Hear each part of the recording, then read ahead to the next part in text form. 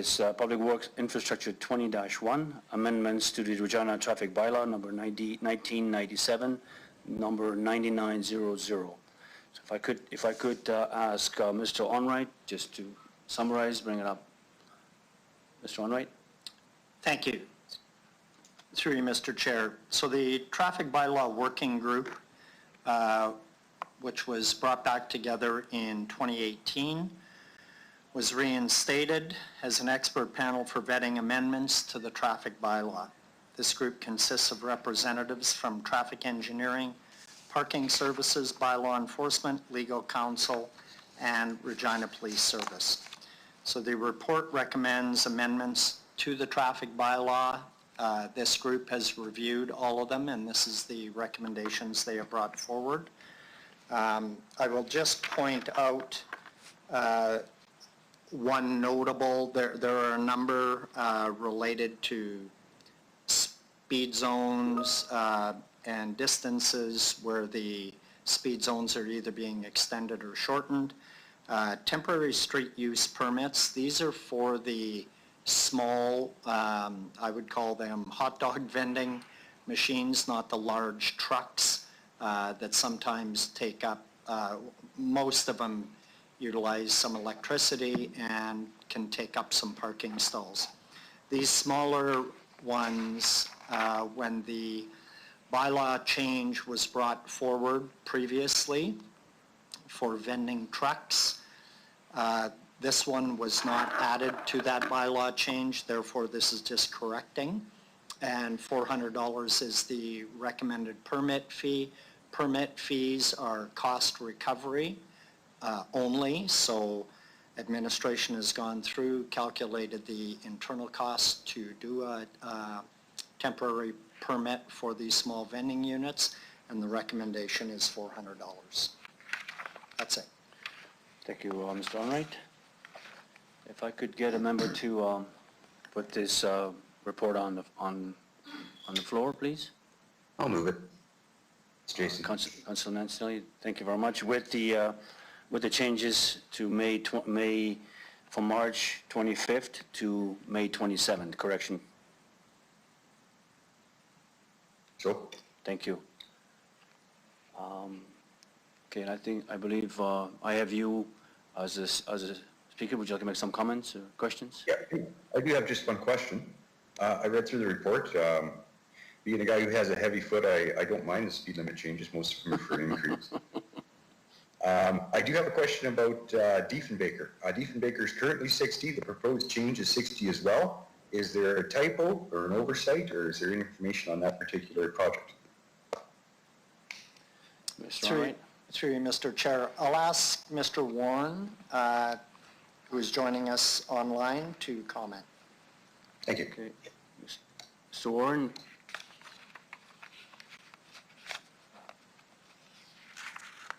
Mr. Warren, are you there? Yep, thank you, through you, Mr. Chair.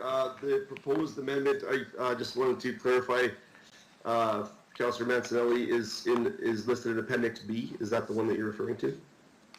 Yeah, Diefenbaker from Pasco Street to McCarthy Boulevard. It has it at 60 kilometers an hour. It's currently 60, so there's no change there. So I didn't know if that was just a typo, or if it was intended to go up or down, or something going on there. And I found that piece of information on page 2 of 8 P120-1. I know there is a picture of it, and it's later on in the chart as well. So my understanding of that location is that it is currently, just 1 second here.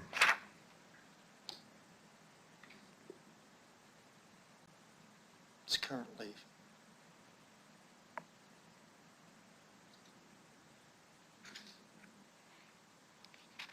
So I think my understanding of this is where this is a situation where the signed speed limit of Diefenbaker does not match what's reflected in Part 3 of the traffic bylaw. So the bylaw states that basically any roadway that's not signed is for all intents and purposes 50 kilometers an hour. And if anything is above 50 kilometers, it's specifically listed in Part 3 of the traffic bylaw. So this is a location that is actually signed for 60, but it does not match, but it's not listed as 60 in the traffic bylaw. So that's what we're looking to amend. Perfect. Thanks for the information. Just wanted to make sure that something wasn't missed. Thank you. Thank you, Councillor Mancinelli. I have Councillor Stevens. I think I got you next. Great, thank you. Through the chair, I noticed whenever a committee or council is confronted with a reduction in the speed limit, there's nothing but resistance and a lot of rationale as to why we can't do that. And it seems like there's a great ease in increasing speed. I was wondering if perhaps administration could walk me through the process. I know there's a working group. What merits an increase? And similarly, what would merit a decrease? So I'm kind of curious about the decision-making and the science behind what we have before us. Mr. Wainwright? Through you, Mr. Chair, I'll ask Mr. Warren to comment. Okay, Mr. Warren, go ahead.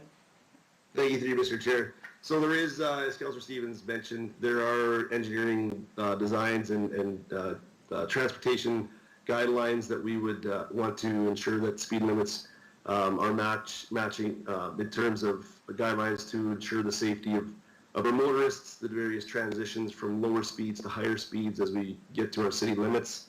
But I will ask Ms. Carolyn Killeen if she would like to further comment on the philosophy that goes around speed limit changes. So who's coming up? Paisa? Is it Mr. Kaleem? Ms. Killeen. No, Ms. Kaleem, sorry. Go ahead. No problem. Through the chair, I think there's a number of factors that would come into play. Primarily when we're looking at increasing the speed of a road, it would be due to infrastructure improvements that were made, such as separating roads or widening them, and that would allow for an increased speed. Typically within the city limits, we're looking at reducing speeds as there's other amenities that might be built next to the roadway, or different amenities like parks, schools, etc., that might warrant looking at that. The other thing that we do is collect speed data to see where natural speeding occurs and determine whether that is an acceptable speed or whether that is something that actually needs to be looked at through engineering controls to attempt to achieve compliance. Typically with this report, the only increases in speeds are either to match the design speed of a new development or actually I think that's that, and then the rest typically that we bring forward are reductions unless we're talking about widening such as Dewey East or Dewey West. Thank you. Thank you, Mr. That's all I needed. Okay, I believe Councillor Bresciani, you're up next. Thank you. Through the chair. So I just want to ask about Wascana Parkway. With the bypass open now, I'm thinking of the connector from Assiniboine off the ramp there to Wascana Parkway, that connector. Then is that still remaining? What speed is that at right now? Mr. Through Arnold? the chair. Through you, Mr. Chair, I'll ask Mr. Warren to comment. Okay, Mr. Warren, go ahead. Thank you, through you, Mr. Chair. Councillor Bresciani, just for clarification, are you asking for what the speed limit is as Assiniboine Avenue, like the Assiniboine Avenue as it exits off of Ring Road? Yes, the Wascana, the wing from, yes, to the ring road there. To the connector between Assiniboine to the Wascana Parkway there. I guess I'm just trying to look at that intersection. My understanding is that Assiniboine Avenue is not intersecting with Wascana Parkway. Well, off the ring road, so it comes down to the ring road, so from Assiniboine to the university, that connector of Wascana, the on-ramp there, the Wascana Parkway by the university. Okay, so when you're heading southbound on Ring Road, exiting onto Wascana Parkway? Yes. This is off of... Yes. Through the chair.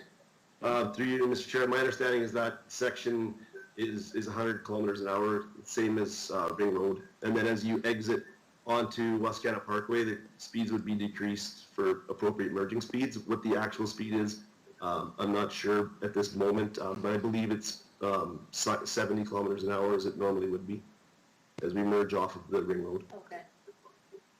Okay. So will the ring road still continue to be that same speed even though with the bypass that's in place? Through you, Mr. Chair, Mr. Chair, the current intentions are to keep Ring Road at 100 kilometers an hour. That hasn't been vetted through the traffic bylaw working group since the bypass has opened. That's something certainly that we could look at in the future. Okay.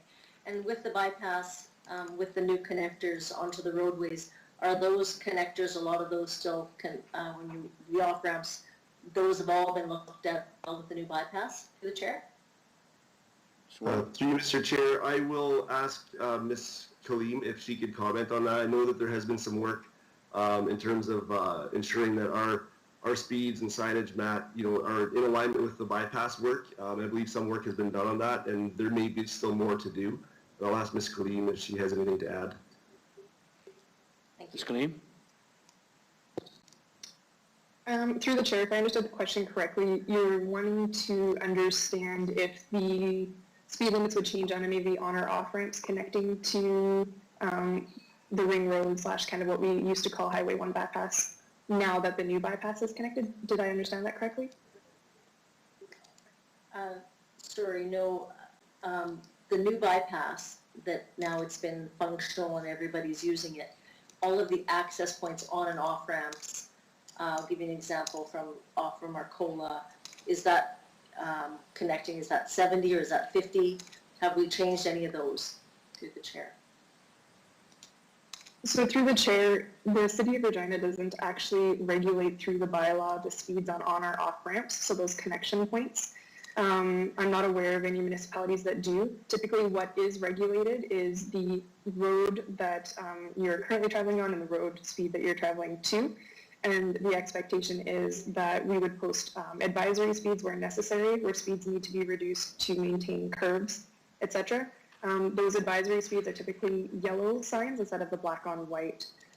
If they do not exist, it is up to the driver to choose an appropriate safe speed to transition between the two speed differentials. Okay.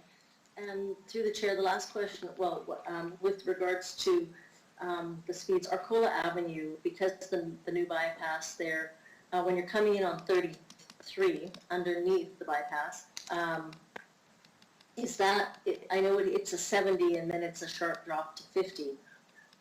Has that been looked at to kind of have a progression there, or can that be an undertaking just to be considered? Or was it looked at through the chair? Very good. Mr. Onright, or continue with Mr. Onright? Through you, Mr. Chair. So I'll maybe just make a comment regarding Ring Road. I think from a safety perspective, the additional lights that are being installed on Ring Road is going to improve the safety and the roadway system, specifically in the evenings and later in the night. The bypass is the provincial responsibility, so we don't control the speeds on that road. And I'll maybe ask Ms. Kaleem to comment on Arcola incoming and transitioning to 50 kilometers an hour as it gets closer to higher density areas. Okay, Ms. Kaleem, go ahead. Through the chair, I don't believe that as part of this report, the Traffic Bylaw Working Group considered that last piece of connection to the new Highway 1 bypass that the province has opened. That can be an undertaking if desired. Councilor Bashani? Thank you. Through the chair, if that would be thank you, through the chair. I would appreciate if that could be an undertaking, just to be looked at as the traffic has grown. And there is quite a gap from going from 70, and then when you hit it's higher density now that the building has moved out, so I would appreciate that. The last question I do have is in regards to the permit fees, and we said they're cost recovery, $400. Is this comparable to other cities? Because has there been any research comparing the fees in other cities? Mr. Onright? Mr. Onright?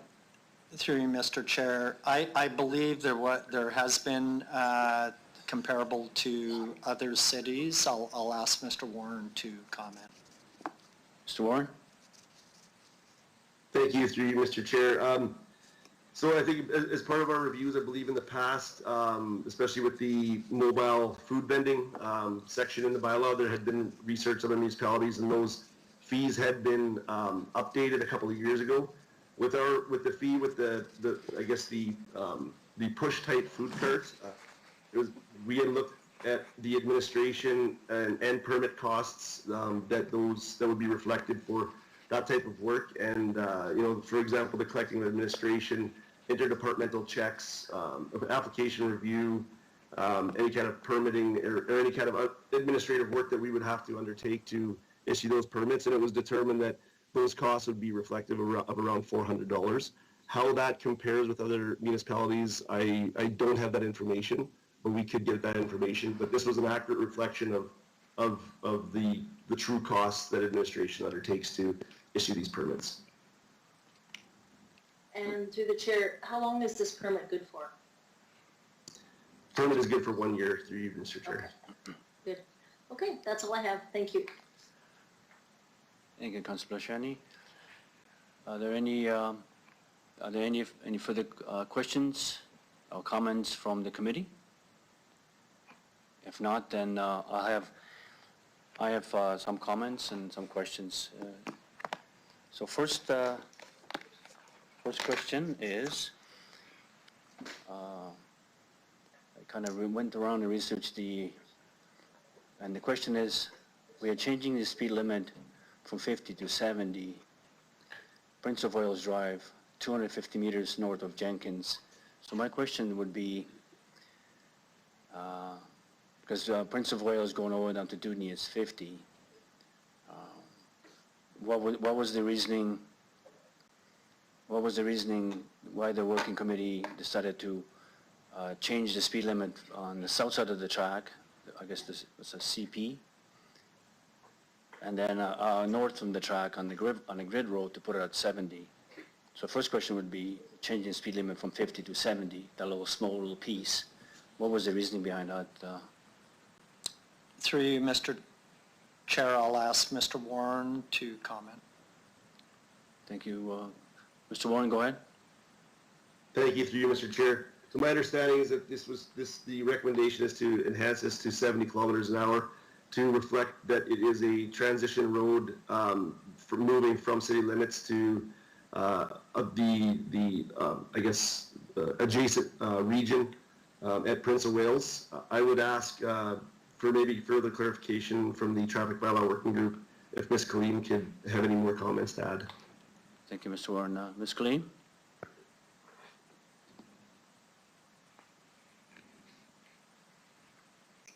Through the chair, Mr. Warren is correct. An additional factor is that the cross-section of this road resembles a rural cross-section that we would find in the RM surrounding us, which by default is 80 kilometers per hour, which is the default speed we find most people driving that road section. This will allow us to establish that the vehicle is still within the city limits at a reduced speed rather than the 80 kilometers they would be expecting. Okay, thank you.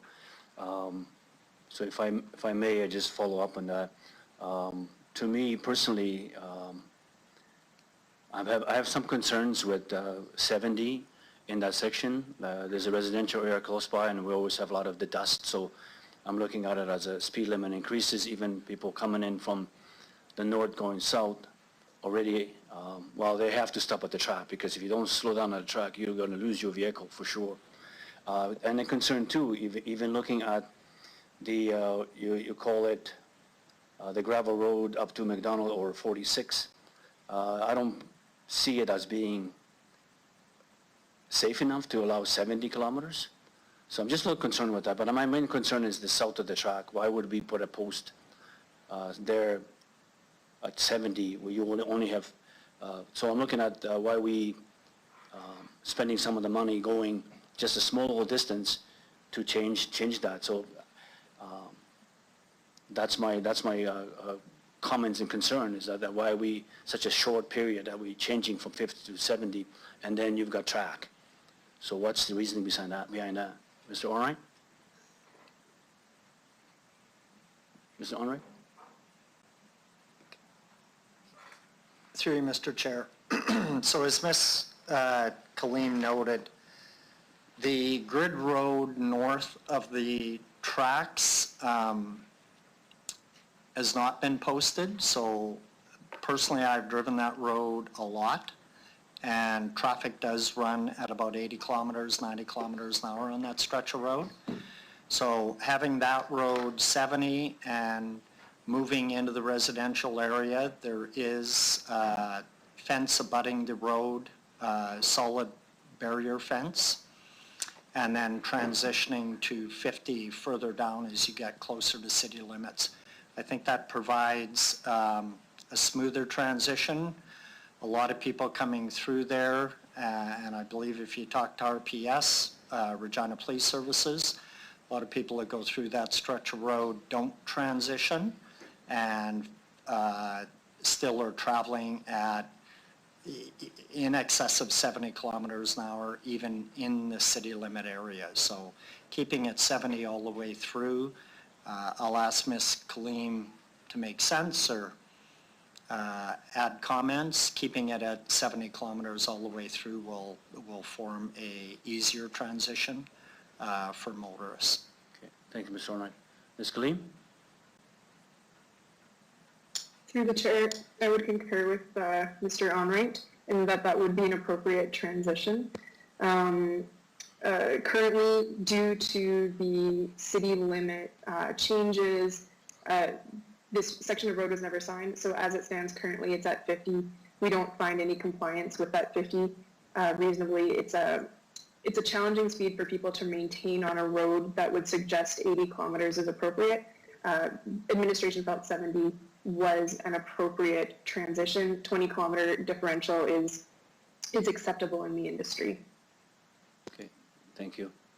Yeah, so just a comment, so I don't want to be, push this any further. My concern then is from Jenkins to the track. I mean, such a short period, what would we going to go 50, 70?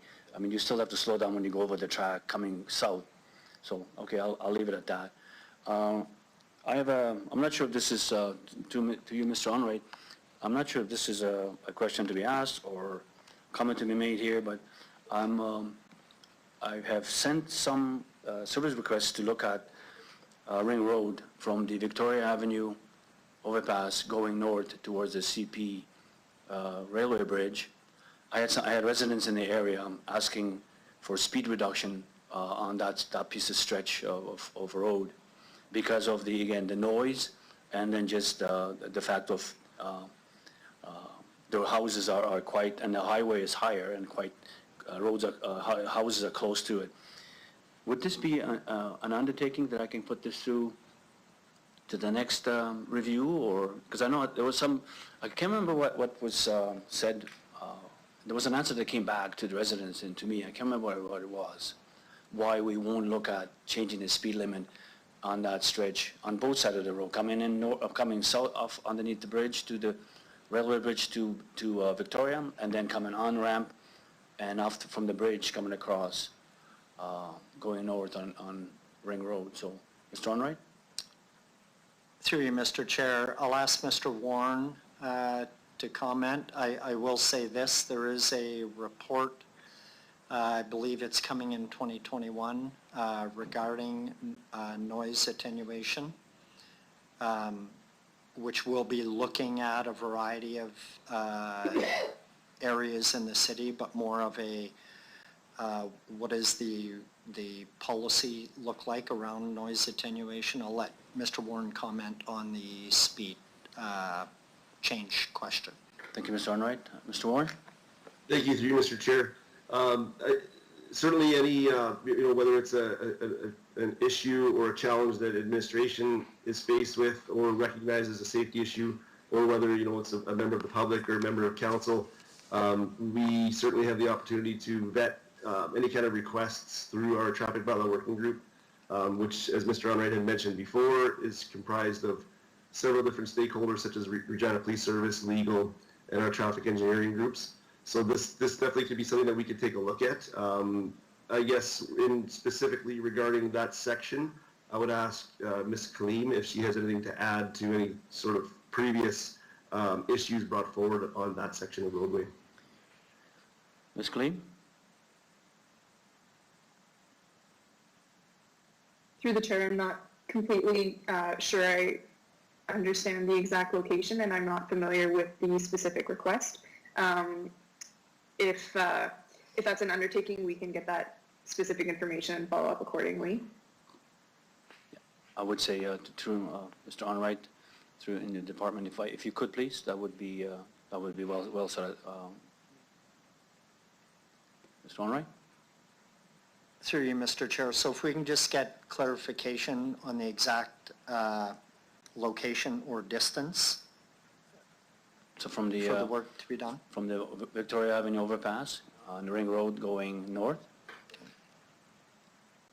So that means, and then the on-ramp from Victoria Avenue, from the bridge going north, all the way down to the railway bridge or further over. And same thing, same distance from the other direction, so the east and west lanes from the other side of the CP bridge to Victoria and on both sides. Okay.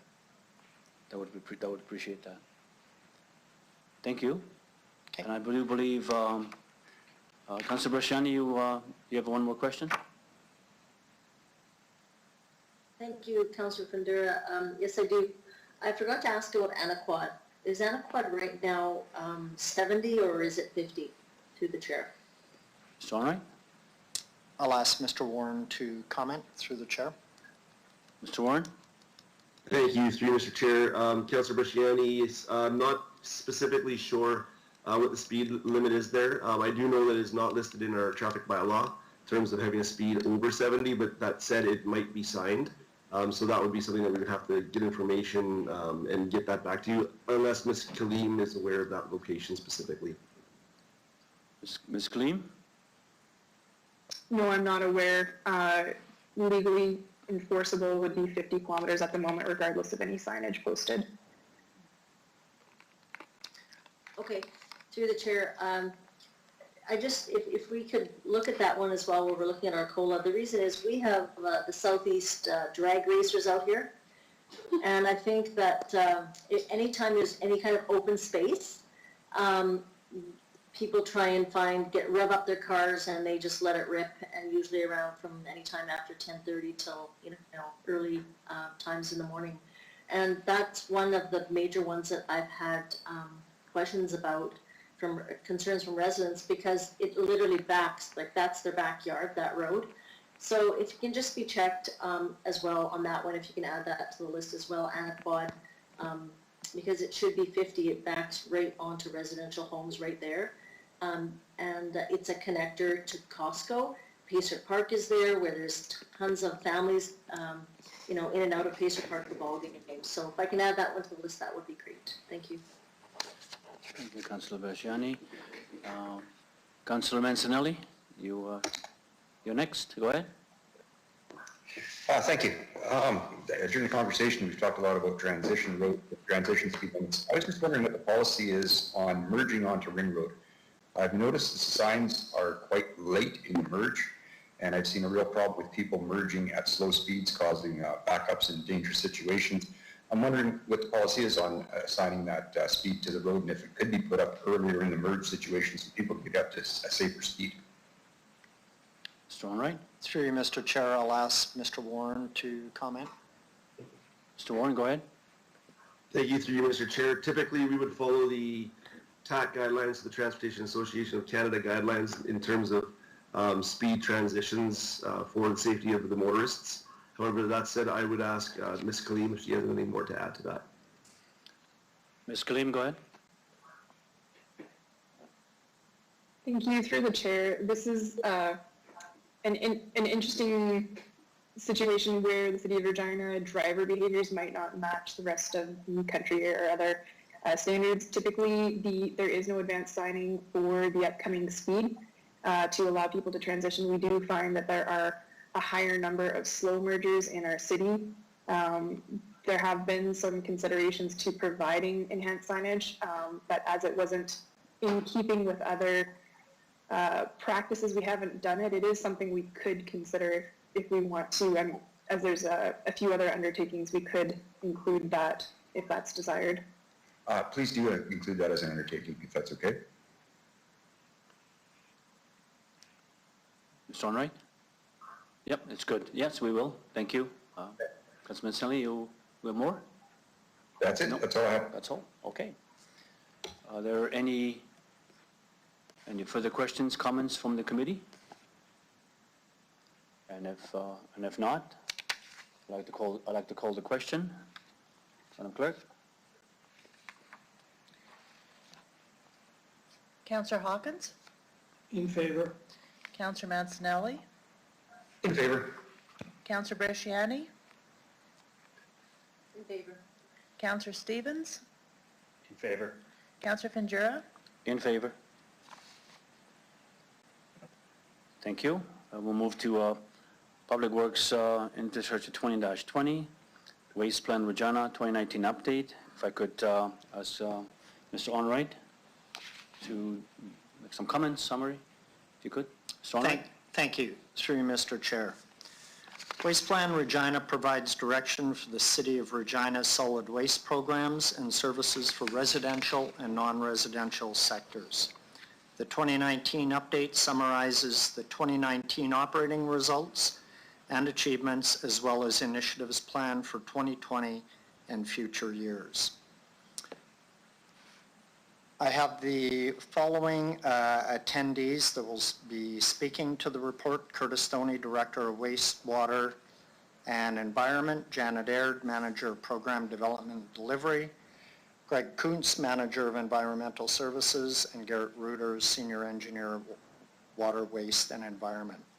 So the results from 2019 suggest that residents are beginning to reduce waste.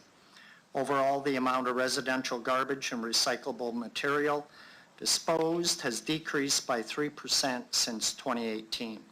The percentage of residential waste diverted from the landfill remains at 19%. Regina has 30% of households signed up to receive waste service reminders. It is the highest percentage of all North American cities that provide the same reminder service. So communications, I'll just make a note, communications in the program area have done a great job in getting residents to get these reminders, which is a good reminder for people to put their carts out. The non-residential sectors, the city-owned facilities recycling pilot project started in 2019 and increased diversion from 12 pilot facilities from 10 to 47% on average. The city will be looking to expand the program to all city facilities, as well as provide the framework for establishing waste regulations for industries, businesses, and institutions.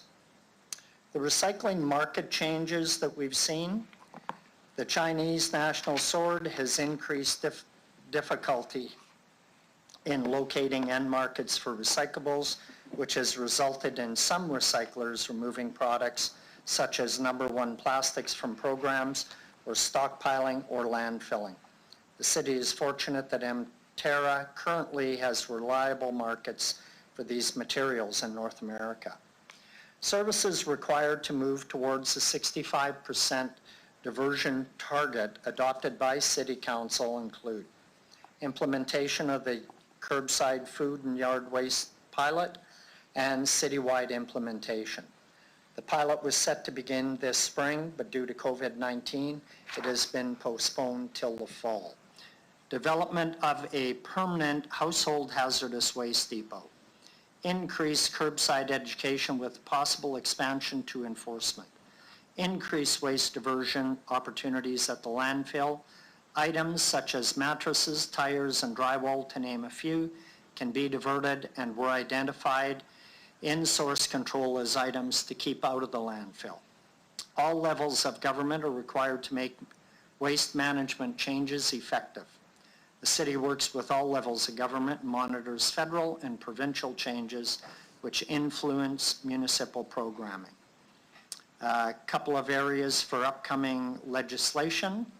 In 2019, the federal government approved the first phase of the Canada-wide Action Plan on Zero Plastic, planning to have new regulations in place as early as 2021 to reduce or eliminate single-use plastics. Provincial, in January, the provincial government rolled out Saskatchewan's Solid Waste Management Strategy, which focuses on waste reduction. The province has set waste reduction targets of 30% by 2030 and 40% by 2040. As part of the strategy to enhance diversion, the ministry is implementing a provincial stewardship program for household hazardous waste. The city could be a collection point. And just a note of recognition received. City has been awarded a Saskatchewan Waste Reduction Council Waste Minimization Award for the outstanding achievement in 2019 in recognition of the green routine and the permanent yard waste depot. This award is given to municipalities who have demonstrated excellence and leadership in waste reduction in the province of Saskatchewan. Thank you. Thank you, Mr. Honorary. Congratulations to the administration and congratulations on that award. Thank you, Mr. Honorary. Can I get the member of the committee to move to put the report on the table? PW. I'll move. Councilor, was it Mancinelli? Stevens. Stevens, Councilor Stevens, thank you. Okay, any Can I comments? speak? Yeah, can I speak to it? Yeah, go ahead. Thank you. Congratulations on the award, well deserved. I have a few questions on where we might think of expanding in the future. So I'll start with the yard waste drop-off, the leaf drop-off at the landfill. Lineups, great success. Is there a plan on expanding it, shortening lines, having a facility open somewhere else in the vicinity of the landfill? Please, through the chair. Mr. Honorary? Sure. Oh. Thank you, through you, Mr. Chair.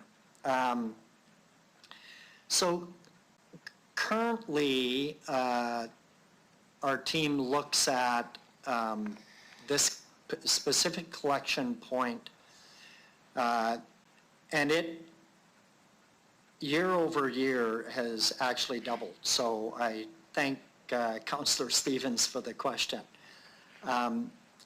We have not had any discussions that I'm aware of, and I'm going to ask Mr. Doney.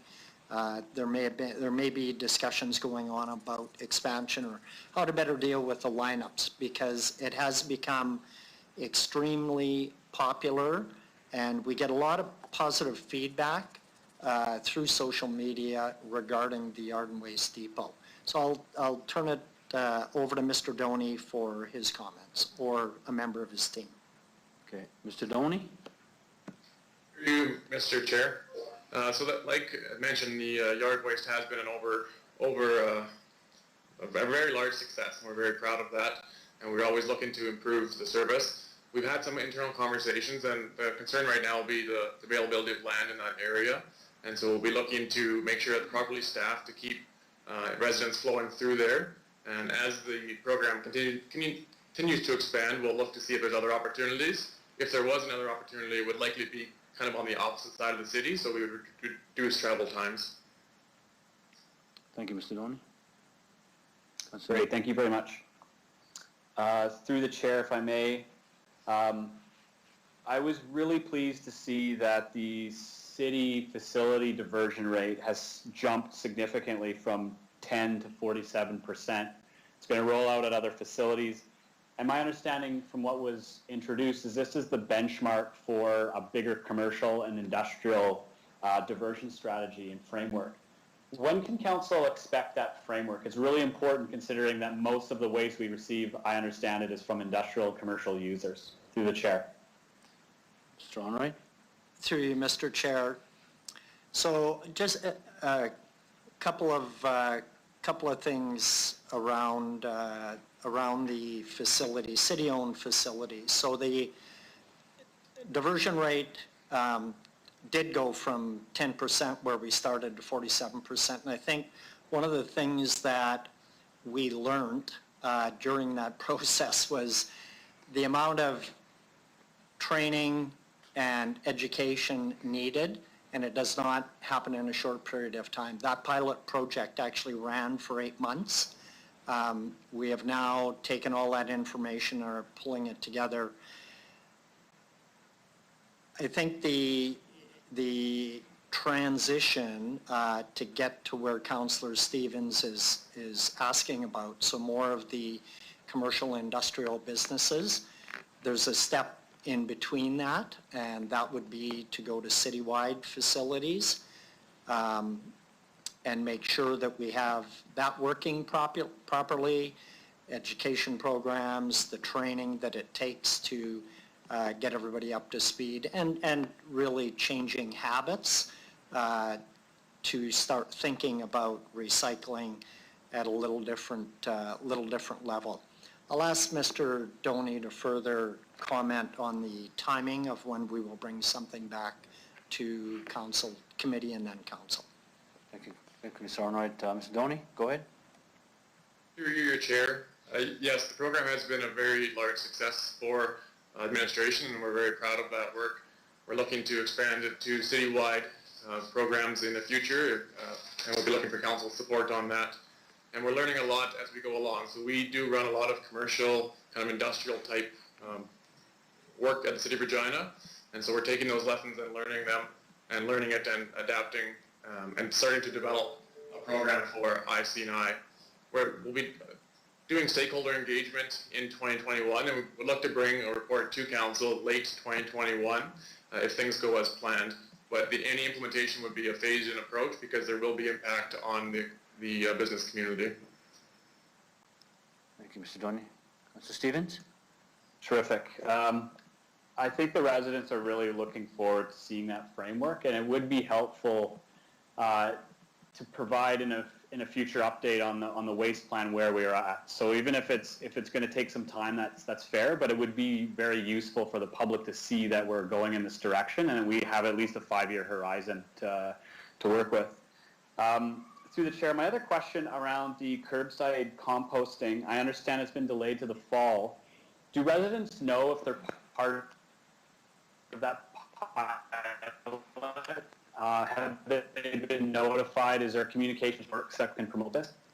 Councillor Stevens, you kind of broke up a little bit. We didn't hear you. Can you repeat that again, please? You bet. I'll just turn my camera off here. I understand that the curbside composting program has been delayed until the fall. Have the residents who are going to participate in that program, have they been notified about it? I've received quite a few questions about it. Thank you. Mr. Onright? Through you, Mr. Chair. So the program is being delayed until September 2020. There were 2,800 residents that were in the program. They were notified about startup, which actually was originally May 4th of 2020.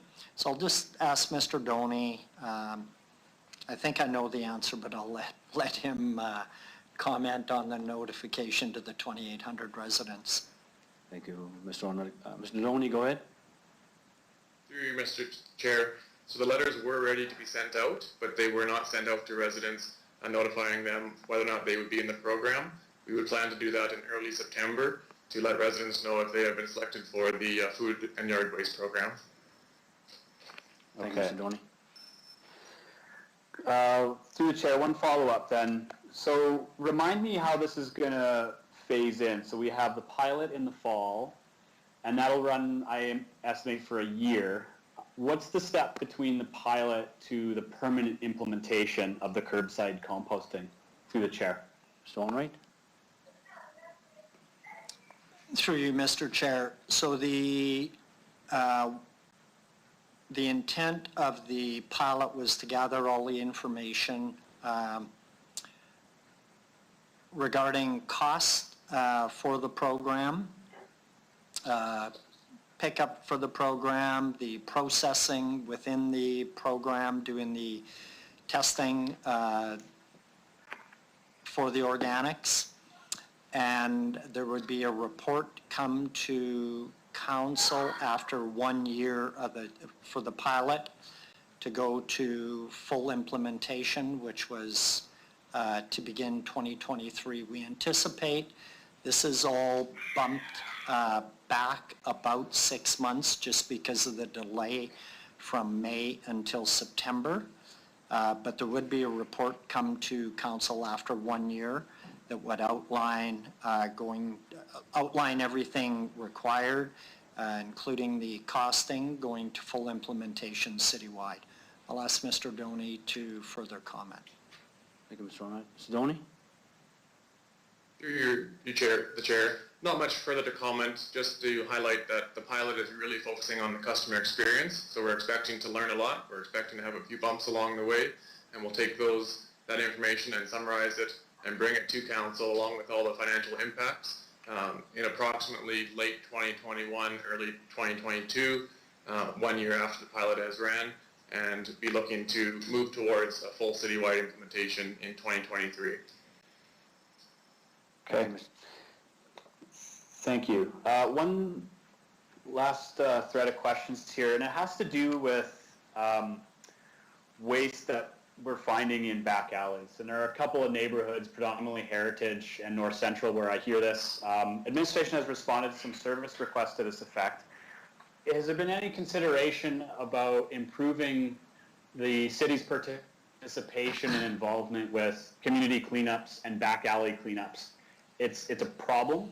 It's not effectively addressed by bylaw and bylaw alone.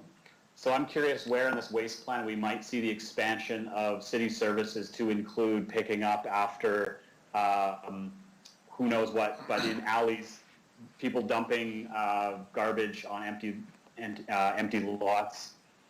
Any comment about this? Thank you, Mr. Onright. Through you, Mr. Chair. So I'll maybe back up a little bit. About 3 years ago, there was a coordinated effort with one of the businesses in the city of Regina, Bennett Dunlop Ford. And there was a coordinated day put together in North Central for the pickup.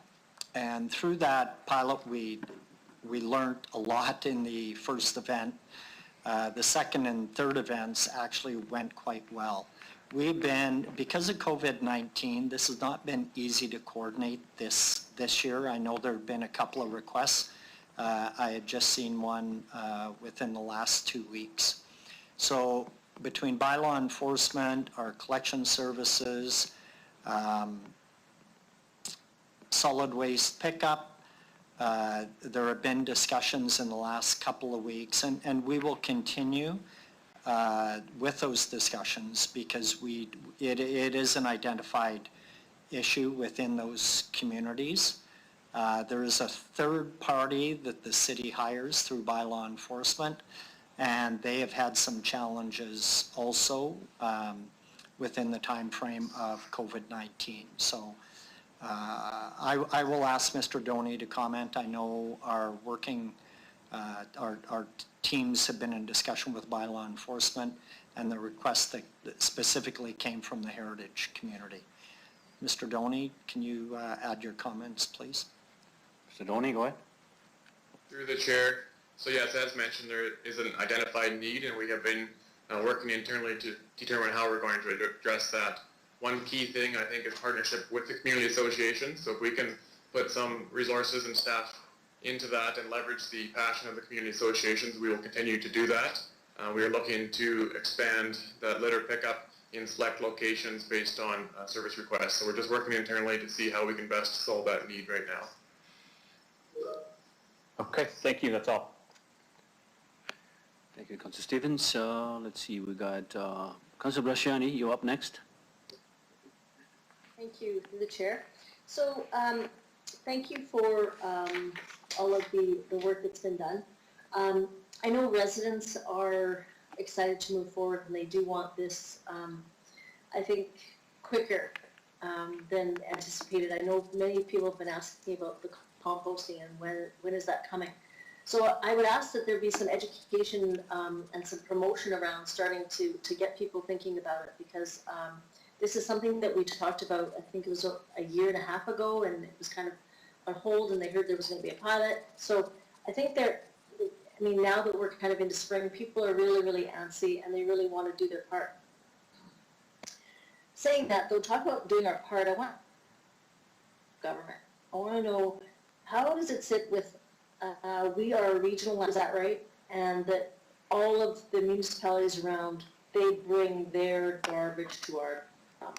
Is that accurate through the chair? That's all right. Through you, Mr. Chair, I'll ask Mr. Doney to comment on the regional involvement. Mr. Doney? Through you, Mr. Chair, our landfill is available for residents outside of the city of Regina, and they do dispose of their waste at our landfill. Ms. Bashadi? So through the chair, so thank you. So is there, we want to preserve our landfill. We want to have it for the longest period of time. So have we had any discussions around with the provincial government? I understand they're doing this education plan. But do they pay anything extra because their residents bring it here, or is it just that they pay at the door when they bring their garbage? How does it work through the chair? It's all right.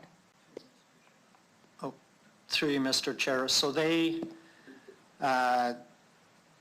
pay the same rate as anybody would pay, so that's standard across, doesn't matter where they come from.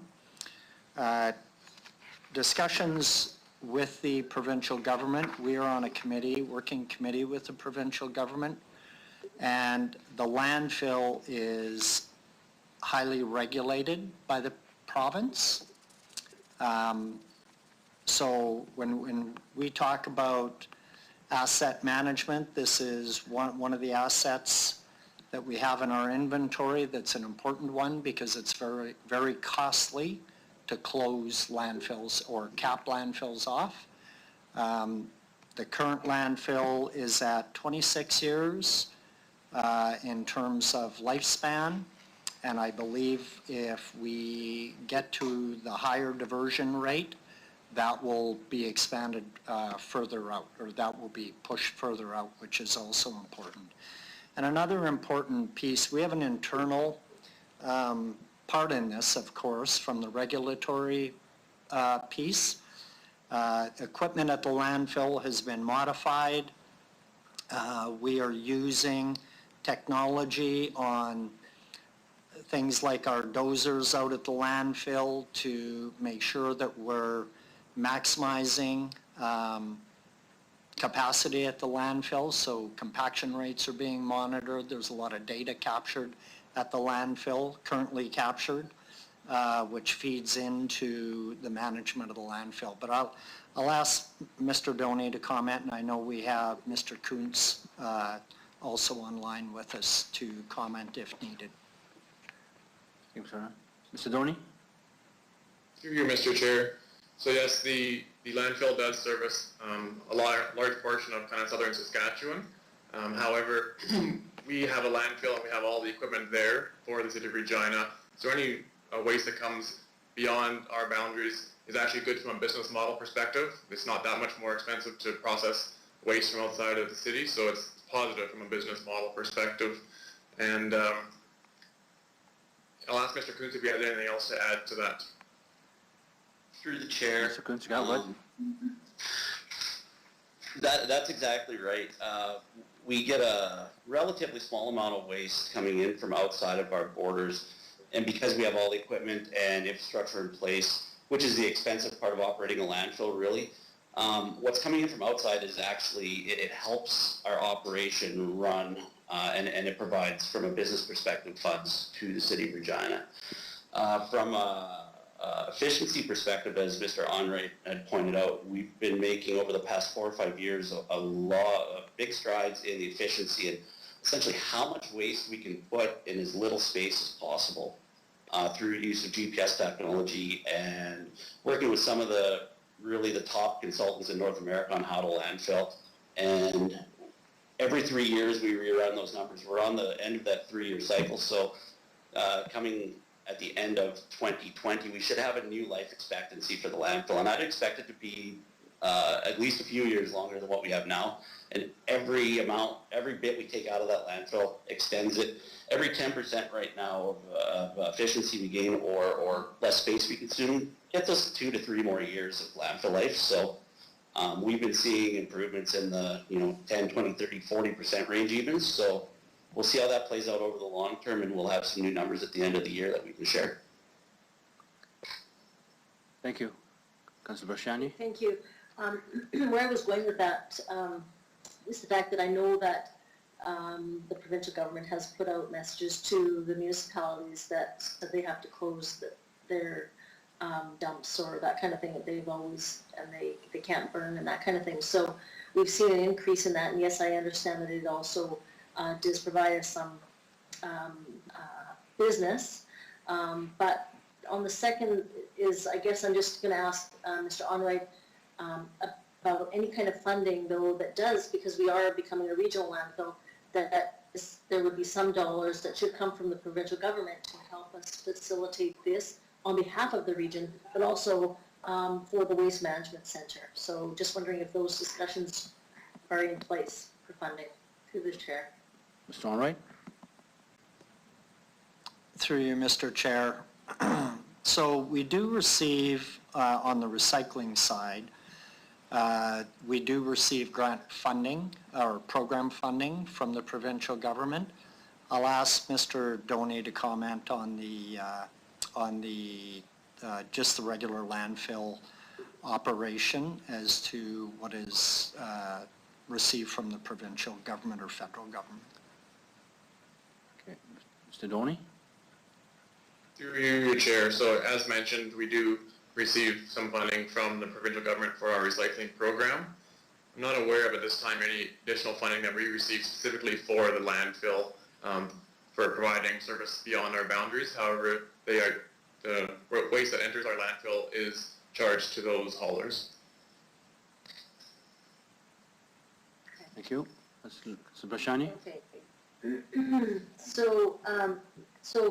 When we built the Waste Management Center, I can't remember, was there any provincial or federal dollars that went into that through the chair? Mr. Onright?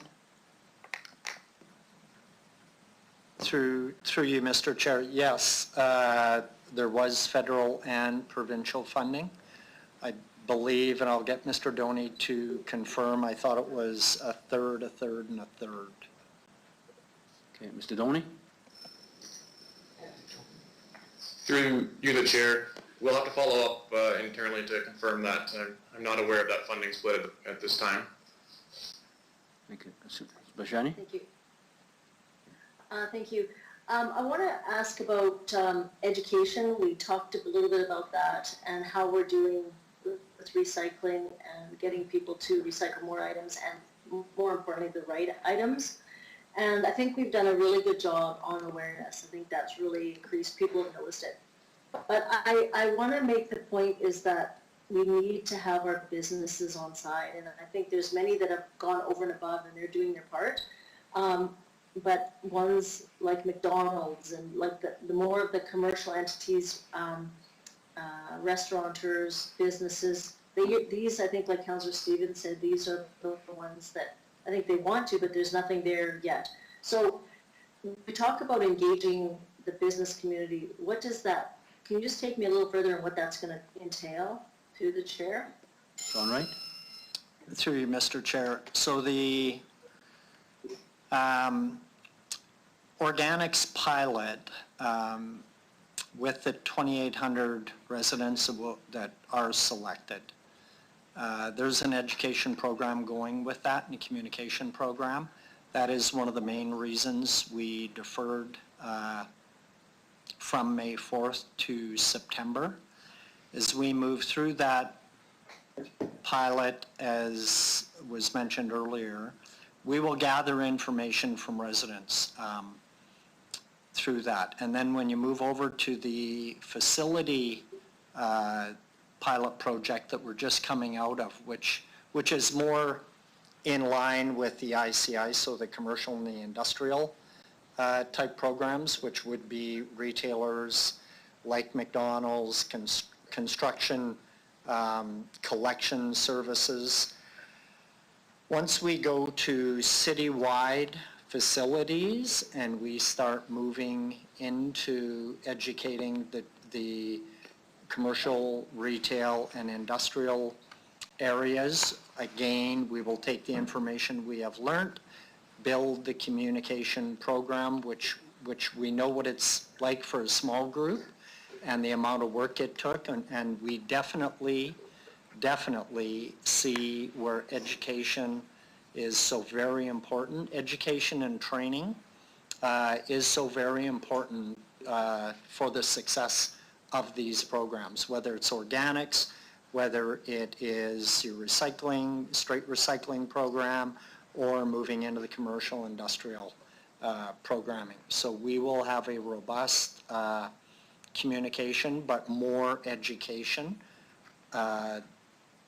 enhanced education program around that to ensure everybody understands what they should or should not be doing, and more so the impact for the community from the environmental side. Okay.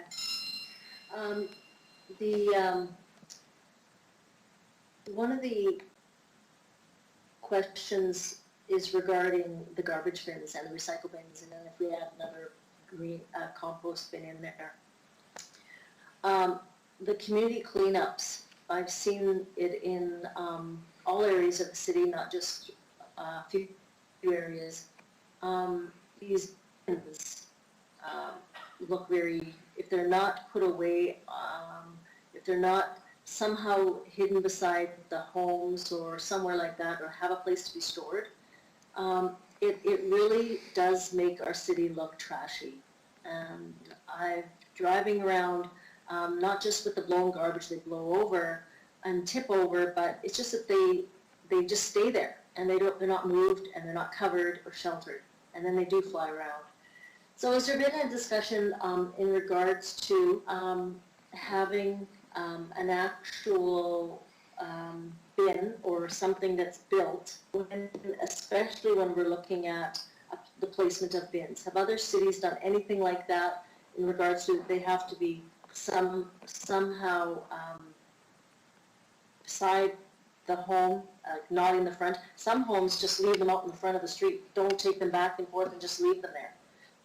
Especially I'm looking also in new builds. When we're looking at new, I've gone out into some of the areas, we've got these bins that just sit there that are not enclosed at all. They're literally, and with the tighter housing that's being built on smaller lots, I'm going to talk about row housing.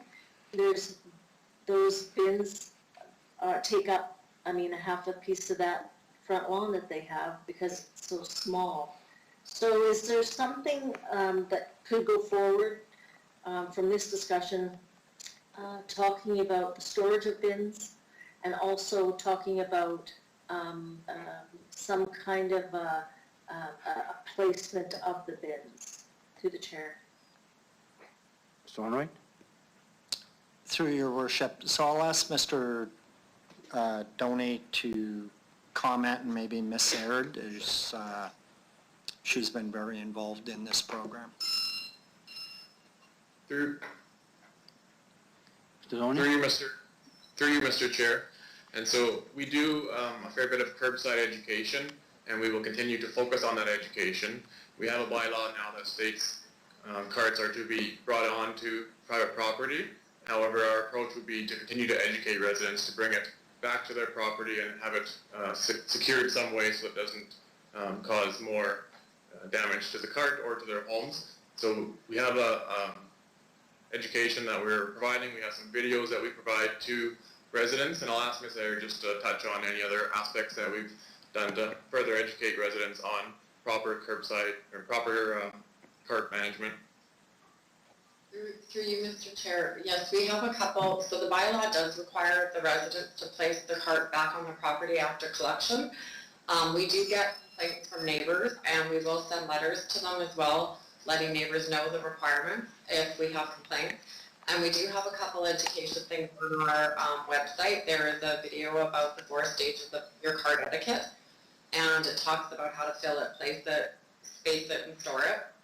And we also have, when we go out and tag, if they're not there, they can get tagged to be pulled in. Thank you, Ms. Hurd. Councillor Brasciani? Thank you. So, through the chair, so right now, we don't have anything in regards to any kind of standard where these bins have to be, like you say, pulled back onto the property. So if they're on the street, that they pull back just 2 feet back onto the lawn, then that's okay because it's their property.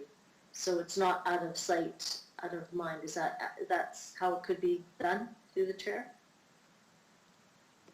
Let's go to Ms. Horner or Ms. Aird.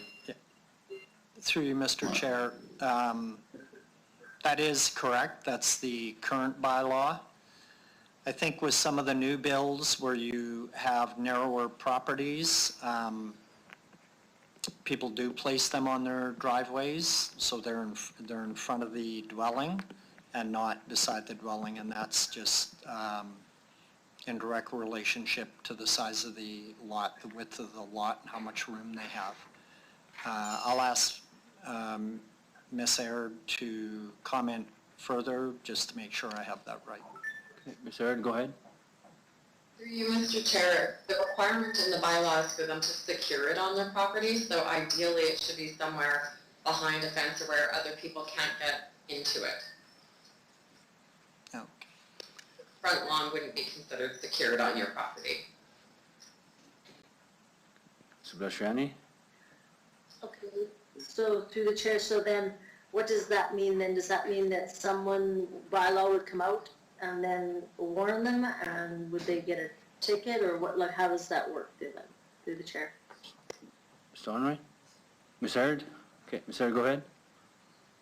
Through you, Mr. Chair, it's not something that bylaw goes out right now and checks, but if we do have complaints from neighbors, we will go to that resident and educate them either through a letter or, a notification. And if we happen to notice, like, we're driving by or we get, like, other complaints or the drivers see it, we will tag the cart, and the cart just tells them the proper storage practices that they need to do with their cart.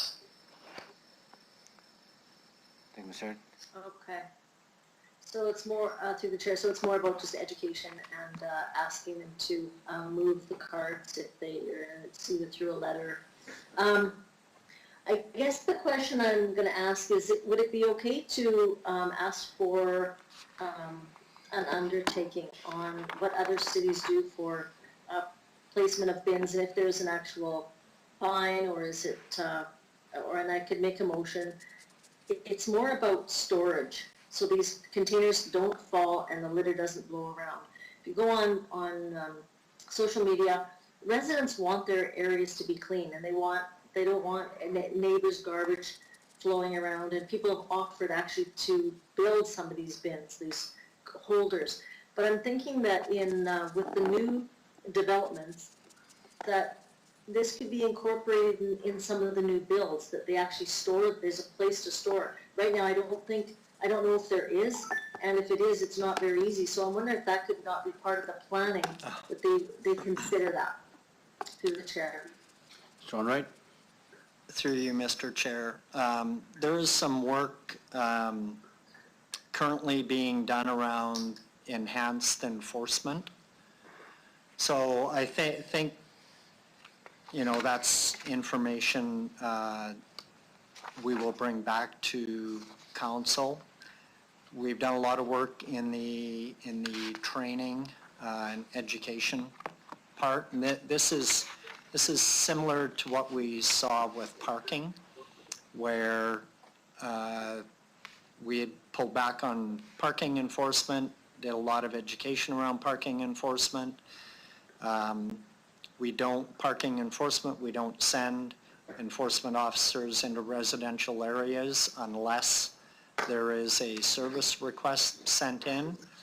I think through the education program and doing the audits on the solid waste and the recycling collection points, within the residential areas.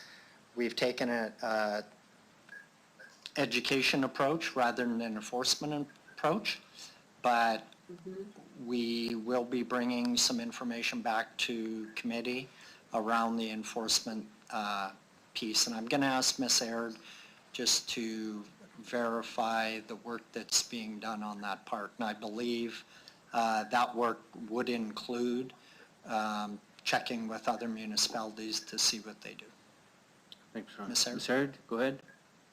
Through you, Mr. Chair, yes, we've started some research with other municipalities on a few fronts with litter issues and what cart placement and what they do getting it back on their property. Most of what we're finding out so far, not everybody's replied to the request, is that it is an education program where they're asking residents to, like, these are the rules and you need to comply. Thank you, Ms. Aird. Okay, Sebastiani? thank you through the chair. So, thank you. I still would like to, I think, make a motion, if I could, unless it's being done, but that a letter go to Regina Home Builders Association to have a discussion around the storage of recycle and garbage bins. So, Councillor Sebastiani, if I may, To the planning. so Councillor Sebastiani, if I may interject here, this is a receiving file. Okay, So so this is receiving file, so I can ask direction from Mr. Honor, but this is receiving file, so I don't think that you'd be able to do that. Mr. Honor? Through you, Mr. Chair. So that would be, if that's on the building side, that would go through Ms. Howrluck's area, through building permits. That's right. Planning and development, yeah. Yeah, so I would suggest that be the avenue taken for a motion, if that's the desire of yourself, Councillor Bresciani, and the rest of the committee. It should go through the planning group, because that's who sets the standards for the builders. Thank you, Mr. Yes. Honor. So, Councillor Sebastiani, are you okay with that then? Well, but how, through the chair, would that be a letter from this committee or from No. from No. Mr. Onright, or No. or what are we, what, So that would be, or is he saying that a motion is in order? so that would be your directive to Ms. Howrluck to put it in and take it from there, I guess. So that's the thing. So, and then the motion will go wherever a report comes through, or how that works. So your motion could be brought directly through council. Mr. Honor, what would you suggest? That's just go, so I would say go through Ms. Howrluck and work out a plan. Yeah. How you will take care of that, to move forward with that. So, Oh, okay, Yeah. thank you. Okay, I'll do that. Thank you, that's all I have. that's all you've got? Thank you. Councillor Hawkins, thank you for patience and waiting. Go ahead. Thank you very much, Mr. Chair. There's been a great deal of discussion about education in response to almost all of the issues that have arisen this morning. I'd like to talk about the rate of residential diversion a bit. And Mr. Onright mentioned the 19% rate in 2019. And he mentioned that, or the report mentions on page 3, I believe, that that's one of the lowest diversion rates. In fact, when you look at the chart, although it's difficult to see on the report, it looks like Regina has the lowest diversion rate. And if that's the case, I think we should be precise in saying it. I also noticed that between 2015, which is the start of the statistics, and 2019, there's been no change in the rate of diversion. It's 18%, 20, then 18, 19, and 19. When we look at this, I see that organics, if a program was brought in and was successful, it would start to show up in sort of 2023, 2024. That would still leave us with a shortfall on the diversion rate of 20% after a decade of the program from the council target of 65% diversion rate. My question is this: what are the plans to deal with, I understand the organics plan, but what are the plans to deal with the remaining 20% shortfall after a decade of the target that council has set? Mr. Onright? Through you, Mr. Chair. Thanks, Councillor Hawkins. So I think, and not being involved in the early part of when this was introduced, but I think what we've seen over the last couple of years is the importance of an organics program in improving the diversion rate. A good example of that is Calgary. If you look at Calgary's statistics, they introduced an organics program, I believe, 2 years ago, and their diversion rate has changed for the better dramatically. I think, we're pretty comparable to Saskatoon. I think provincially, when you compare us to the rest of Canada, we are behind. I think the steps the City of Regina has taken over the last 3 years have been positive, even though we're not seeing huge changes. But the addition of the yard waste depot, where we have seen the tonnage doubled over the last 2 years, is a positive sign. I think the introduction of the pilot organics program is a move in the right direction to really understand the costing around this. I know I've been asked a number of times, why don't we just go to full implementation? The challenge in that is every municipality across this country has a different program, and for a variety of reasons. Some have third-party programs, some have a combined third-party city or municipal-owned program. So I'm going to ask Ms. Aird, she's been directly involved in this and a lot of the work around it, to comment. But it's a big challenge, and as I noted and you have pointed out, we have not seen a big change in the diversion rate. I feel we're on the verge of kind of moving that forward quicker than, maybe where we were at in the first 3 years of the program. So I'll turn it over to Ms. Aird to further comment. Through you, Mr. Chair, before we go to Ms. Aird, I want to make sure I was clear on my question. It assumed a successful organics program. It still left us with a 20% gap in the council set target. Is there a way to leave aside organics, I accept all that. Is there a way to fill that 20% gap? Is there any plan to fill that 20% gap? Should we be revising the target downward? What are we going to do about the 20% gap? Was it unrealistic in the beginning? Is there an answer for the 20% gap? So, Mr. Onright. Through you, Mr. Chair. Yes, I did understand the question. And I think there could be a question. I'll ask Ms. Aird to further comment, but there could be a question as to whether the 65% was a realistic target to begin with. But I will ask Ms. Aird to comment. Thank you, Mr. Onright. So a couple things to note. The garbage carts contain about 11% of recyclables, which is part of the education campaign. So if we get that 11% of recyclables that's in there, that would increase the diversion rate. And then those diversion rates were set back in 2009. And the waste composition was different, and diversion is calculated by all of the weight of the material that you divert over the total waste generated. And so it is potential that that diversion rate isn't achievable any longer because the waste composition has changed, that things are getting lighter, and the waste is also being reduced. So we probably do need to reassess, and we are looking at doing the solid waste master plan, and that would be part of that plan.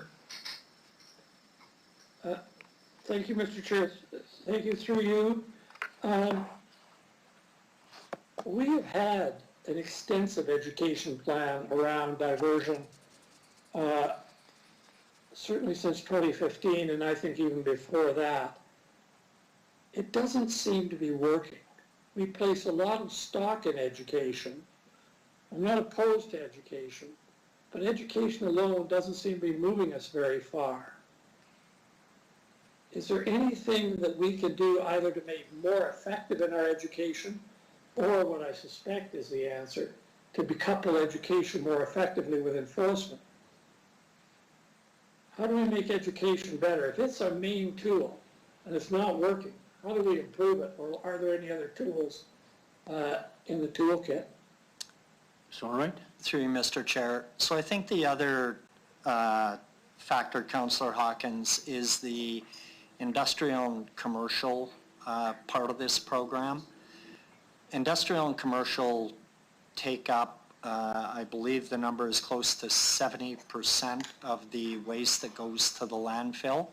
And I think through our facilities project, there will be a phase-in period, but that is going to have a huge impact on the diversion rate also. And to your comment regarding education and getting to a point where education is not working and moving to enforcement, that is what this team is working on right now, is the enforcement piece, collecting information from other municipalities. I think what we have found so far for the ones that have responded to Ms. Aird's comment is enforcement.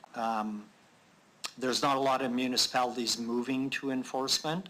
However, we may find it necessary to move to enforcement if we aren't getting compliance. And we gather a lot of information around that through our solid waste audits that we do and recycling audits. Thank you, that's helpful. Mr. Chair, I have two other questions. Should, as I hope, plastic carryout shopping bags are banned, what is the impact of that on the landfill site? Mr. Wainwright? Through you, Mr. Chair, I believe I'll ask Mr. Doney to verify, but I believe it is 1%. Mr. Doney? Through you, Mr. Chair, it would be less than 1% for all plastics in the landfill. Do you know how much less, Mr. Doney? Mr. Doney? Through you, Chair, I don't have that detailed information, no. Is that information, can it be obtained? 1% was the number I'd seen written somewhere as well. That's why I'm asking the question. Is it about 1%? Through you, Mr. Chair, that's something we could work towards. I think, approximately 1% is the number we've used publicly. But if that's important information, we can provide that based on a number of assumptions. Thank you. I'm going to take the 1% number for just the reason you gave. It's been used publicly. Mr. Kuntz mentioned that every 10% reduction of material going into the landfill adds 2 to 3 years to the landfill site. So if we were to reduce 1% due to plastics, that would add, by my calculations, 3 to 4 months of our landfill site. Is 3 to 4 months significant? Is that worth something? Is that something to strive for? Mr. Wainwright? Okay, Okay, Mr. Wainwright, go ahead, sorry. Who's going? Mr. Kuntz. Mr. Kuhn, sorry, go ahead. we always strive to get every percent we can. However, we like to grab that low-hanging fruit first, and plastics is just not as easy a reduction as the others. So we're working from easiest to hardest, I guess, if you will. Obviously, a reduction in plastic in a whole will have an effect, but a 3 to 4 month difference is more easily achieved through operational changes or different changes in commercial and industrial waste coming into the landfill, where we could see, you know, double-digit changes as opposed to single-digit changes. Mr. Chair, I don't want to fence here at all, but is it possible to do two things at once? Is it possible to do operational changes and reduce material like plastics coming into the landfill? Is there some reason we have to go serially one at a time instead of doing several things that would be helpful in combination at a time? Mr. Onright? Through you, Mr. Chair. Yes, it is possible to do two things at once. Thank you. And as I'll leave the point at this, how do you label low-hanging fruit, and by implication, why would the reduction of plastics going into the landfill be high-hanging fruit, if that makes any sense? How do you rank these things, and is there some kind of ranking available that says this is low-hanging fruit, this is medium-hanging fruit, and this is high-hanging fruit to be done in the distant future? Is there a ranking like that? Or is this just impressionistic? Mr. Onright? Through you, Mr. Chair, I'll ask Mr. Doney to comment. Mr. Doney? Through you, Mr. Chair. So from our inspection of cards, we see that majority of it, or 51%, is organics, and so we see that as biggest bang for our buck to reduce the residential garbage going to the landfill. So that's what we put our focus on. Also, we're looking at the household hazardous waste program and working with the province to see if we can get a permanent permanent household hazardous waste site in the city of Regina. So with the limited resources that we have, we're focusing on that area right now. However, any program that's approved by council would be implemented by administration. And you would have the resources to do that? Mr. Doney? Through you, Mr. Chair, we'd be looking for any resources that are above and beyond the current approved Waste Plan Regina program. I'm going to leave it there. I have one other line of questioning, Mr. Chair. The Multi-Material Stewardship Western Program, what is that? Mr. Onright? Through you, Mr. Chair, I'll ask Mr. Doney to comment on that. Okay. Mr. Doney, go ahead. Through you, Mr. Chair, I'm going to ask Ms. Aird to assist. Okay. Ms. Aird?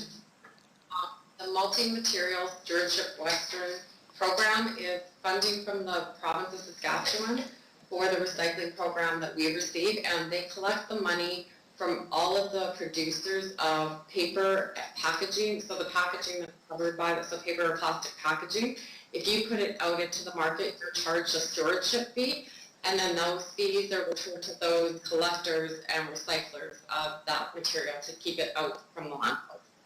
Thank you, Mr. Chair. That's helpful. My understanding is that the payouts to the municipalities under that program are currently, currently being revised.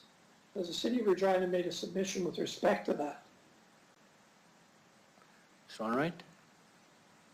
Through you, Mr. Chair, I know we're directly involved in those discussions. I'll let Ms. Aird comment further. Ms. Aird? Through you, Mr. Chair, do you mean changes to the multi-material stewardship funding or the ones related to the product stewardship being set up for household hazardous waste? I think it's the former. My understanding here is not perfect, but I'm pretty sure it's the former. There was some changes to the funding model a while back where they've increased the fees that the city's receiving, and we do audits every year where they revise them. I'm not aware of any other changes. Well, through municipalities of Saskatchewan, I learned last week that the province is consulting on increasing those fees.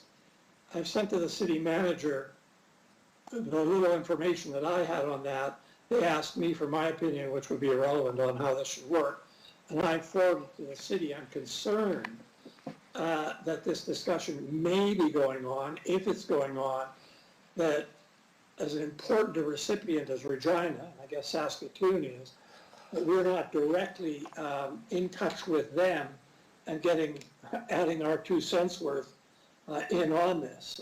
We've had difficulties with the province when they've come to distributing money from things like speed cameras and traffic cameras, stuff like that. So I sent this off to the city manager last week when I got it. I urge you to get in touch, get it. I think there's a deadline date. I think I said at the end of May. I understand it may even be a few days earlier than that. I think it's important that we have our input into that because these are funds which could be used in connection with financing the landfill. So I leave that with you. Mr. Allwright? Thank you, Mr. Chair. Those are my questions. Thank you. Mr. Allwright? Thanks, Councillor Hawkins, for that information. I definitely will follow up with the city manager. Thank you.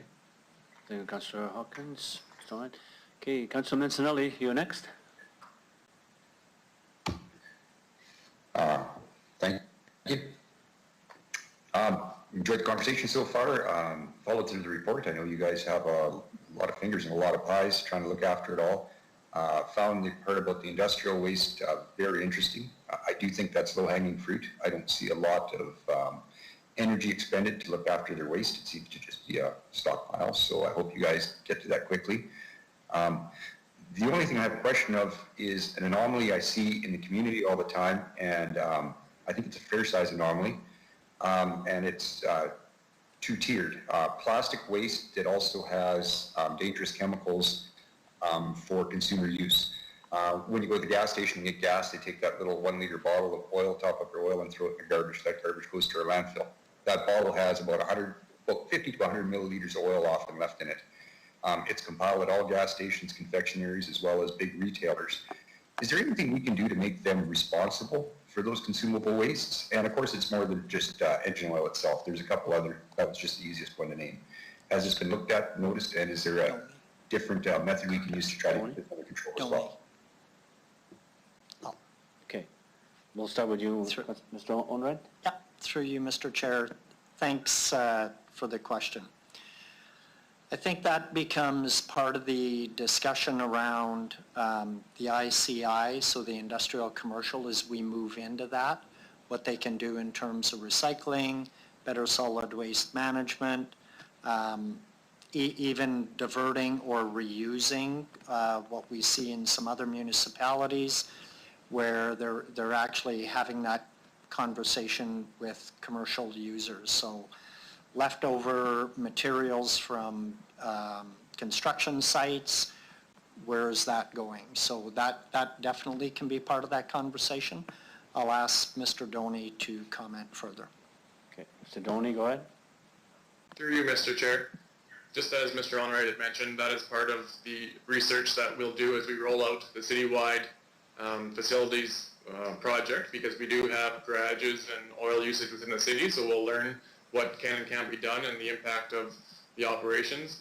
And then we will develop regulations and talk with stakeholders across the city to bring regulations forward to City Council to determine what the best way would be to address a situation just like Councilor Mancinelli had brought up.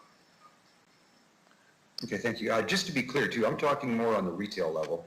It's something I see at retail outlets on corners throughout our city where there's gas stations, confectionaries, as well as parking lots like Canadian Tire and Walmart. So just wanted to bring a bit of attention, and I know it's a bit of an anomaly. I know it's very destructive as well, so thank you. Thank you, Councilor Mancinelli. Are there any further comments, questions from committee? If not, I have a few. First question, as Councillor Hawkins mentioned about the 65 diversion rate, we've had a lengthy conversation about that in the years as we come to this year. First question would be about when is our contract with the blue card right now? It's over in about 2 years. What year is that? Would that make a difference how we move forward? What we're going to do with, obviously, if we're looking at the recycling right now, it's obviously hasn't been working the way we want it to. Would that change anything by the blue card contract is up to look at new things, how we go forward? Has that been debated, or, well, we can't debate it yet because it's still, the contract's still going, right? But Through you, Mr. Chair, so as we look at the recycling program moving forward and the organics pilot moving forward and collect and pull together all the financial information we need, that will be coming back to committee for consideration. And I believe these contracts, the timing of bringing that report will be in sync with the timing of these contracts coming due, so that all that information comes at once. So things like on the organics program, we're doing collection internally so that we make sure we gather all the costing around that, processing, costing around that, and then of course solid waste. What do we do with that? And the recycling, today we have a third party that is looking after that. We also have a third party doing the processing on recycling. So all that will be taken into consideration when we come back to committee and then council. And that'll be at a further date. So minimally, I think, as Mr. Doney had indicated, about a year and a little bit out, year and 4 months, 5 months. I'll ask him to comment further if I don't have the timing right. thank you, Mr. Onright. Mr. Doney? Through you, Mr. Chair. Yeah, so generally that is right. The current contract with our recycling processor, the 10-year contract is up in 2023, and so there'll be a report coming forward with multiple decisions on multiple different services, including recycling, organics, collection, and processing in approximately 2023, potentially a little bit earlier as we make those decisions and roll it out to the communities. Thank you, Mr. Doney. So, Mr. Onright, one more comment, or would be kind of mixed within the question, is we've talked about, well, I'm just going to say but the discussion was, I've talked about the incentive when we were rolling out incentives played a role in the diversion rate, the 65% that should have been, it's only 19. When we're going forward, as Mr. Doney mentioned about putting everything together, is the incentive written in that discussion? Because I think Councillor Hawkins was asking, is that obviously residents are not, looks like they're not buying into what we are doing with the blue card. Would an incentive make things different, or make a difference as we go forward with something like that? Will be, because we can't do anything right now. You know, we're in the middle. We're just ending this. So what my comment would be is to put some kind of in the bold letters that the incentive should be talked about when we deliver things, because individuals and households, we all look for savings. Like as the city looks for savings, individuals, homeowners look for savings. That incentive would probably help when we go forward with our organics, when we go forward with recycling, and how we collect and create, what do we do for garbage and all that. Mr. Onright, it's a loaded question, but give your best. Through you, Mr. Chair. So I just want to understand the question. So are you referring to a financial incentive or explanation of more of the benefits of recycling and maybe the indirect costs of savings that could be within a household? So I'll explain. So for instance, if I'm creating more recycling, less garbage, I pay less for the garbage, and recycling is on your general tax. So it makes sense to say, you know what, if my cart gets picked up once a month or doesn't get picked up, I don't get charged for that. So it could have been where the blue could have been on the user, blue could have been on the tax, to spin around. This is the idea that has been talked about. That's what we're looking at. That's what I'm looking at.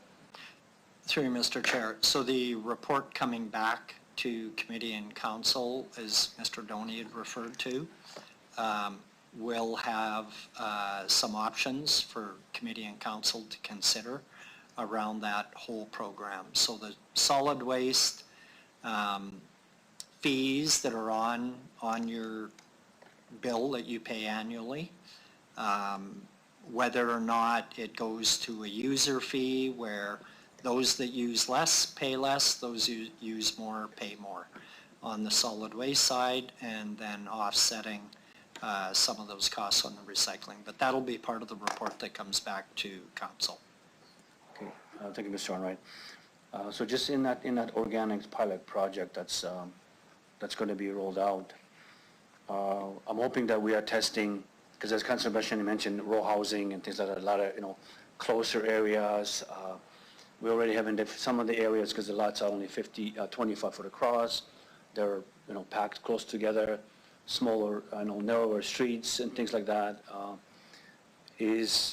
Are we testing some of those areas where we'll have three bins, how those areas manage, and how we can manage the pickups and things like that, because now you're adding something more into, that just kind of follow up on the question what Councilor Bashani had.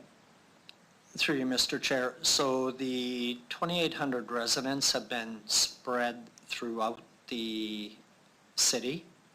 So they're in many of the different wards. I believe the selection is there are residents in each ward. And those are things that we will monitor as we go through the pilot. That's one of the reasons for the pilot is the experience of the resident, and then as I had mentioned earlier on the processing and the collection piece, what does that look like? Size of bins is going to be tested also. There are different sizes of organic bins, and we currently have 2 different sizes for a solid waste bin. So all of that information will be gathered, and that information will be readily available when we come back to council in a year and a bit. Okay. Again, I'll have one more here. How are we dealing with this organic pilot project, with how are we dealing with condo, more of a condo apartment style dwellings?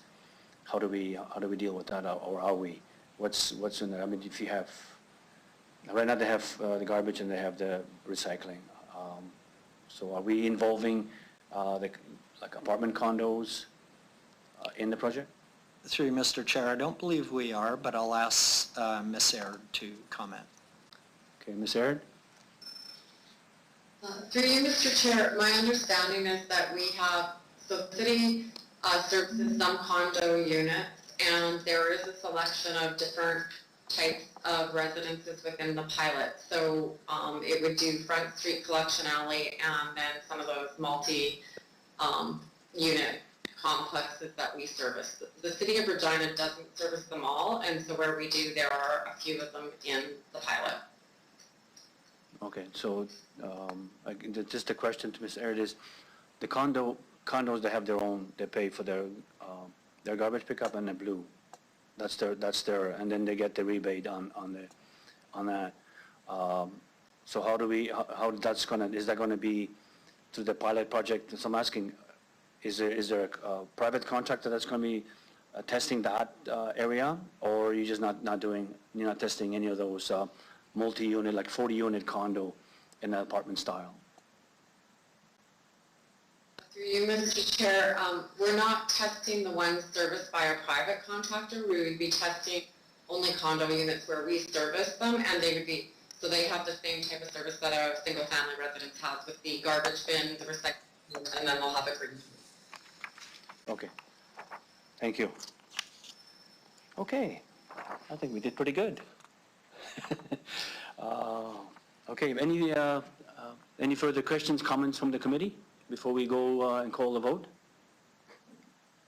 I see no one else. I don't hear anything. So I will call the question. I'll vote. Clerk to do the roll call. Councillor Hawkins? In favor. Councillor Bresciani? In favor. Councillor Mancinelli? In favor. Councillor Stevens?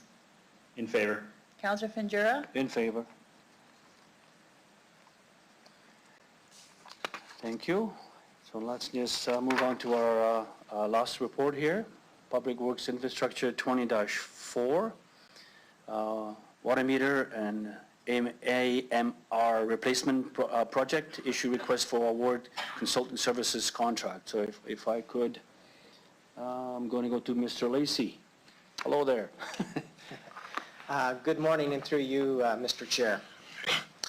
So the city's current water meters and automated meter reading system are reaching the end of their life, and as a result, replacement is required. To facilitate the replacement of these assets, the city has issued a negotiable request for proposals, which occurred in January, seeking the services of an automated meter infrastructure, or AMI as it's referred to, system consultant to develop and assist in the end-to-end management of the complete water meter replacement project. Administration is seeking delegated authority from City Council to negotiate and award the contract to the successful proponent of that tender process. The successful will perform an assessment of the city's existing water meter fleet, meter reading system, software, billing system, and resources to develop a project plan for replacement. They will assist with the procurement of the replacement water meter fleet and the new AMI system software and hardware. During the installation process, they will act as project coordinator and as a liaison between the install vendor and the city. The city, through this project, plans to shift to a new technology called an advanced metering infrastructure system that enables water utilities to collect almost real-time information of water consumption using a two-way fixed telecommunication network, with installation expected to occur through the years 2021 through to 2023. Moving to an AMI system will provide real-time customer information and data that will allow for more proactive leak detection, water conservation programs, and demand management, as well as improved customer information and support. At this time, we'll take any questions the committee might have. Thank you.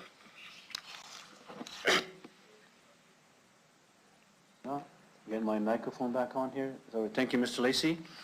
If I may ask one of the committee members to put this report on the floor, please, with the addition of number 3, which will read approve these recommendations at its May 27, 2020 meeting. Could I get that from a So member? moved, Bob. I'll move it. Councillor, was it Councillor Hawkins first? Or someone else wants to add? No, I think Councillor Hawkins, you, thank you very much, Councillor Hawkins. Are there any questions or comments from the committee? I do have a question. Okay, Councillor Maselli, go ahead. Thank you. I'm pretty excited about this, actually. Does this lead to the smart city juncture where we can start to plan out our road construction and our underground infrastructure for our water supply based on hydrology and amount of water lost in different areas, and start to make some proactive decisions for the future that way? Mr. Lacy?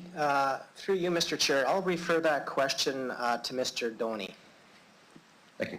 Okay, Mr. Doney, you're still with us, I guess? Let's see where you are. Yes. There you are. Through, Not there yet. There you are. through you, Mr. Chair.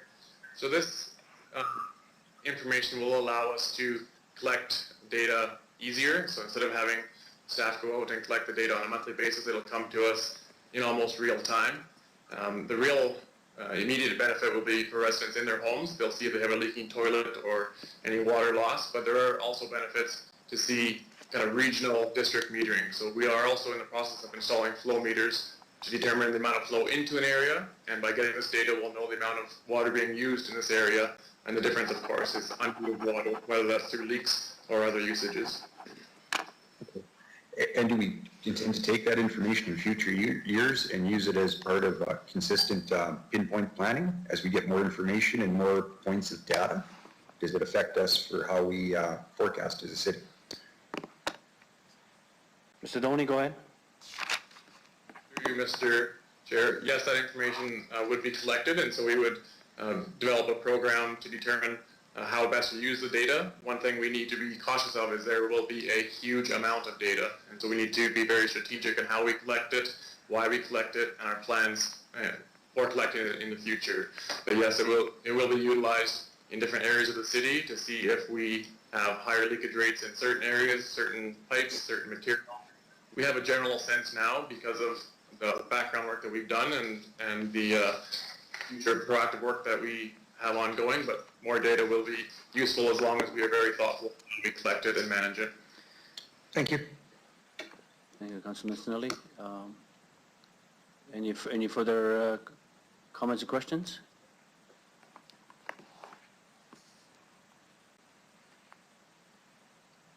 I don't hear. Okay, so if not, I will jump in for a couple here.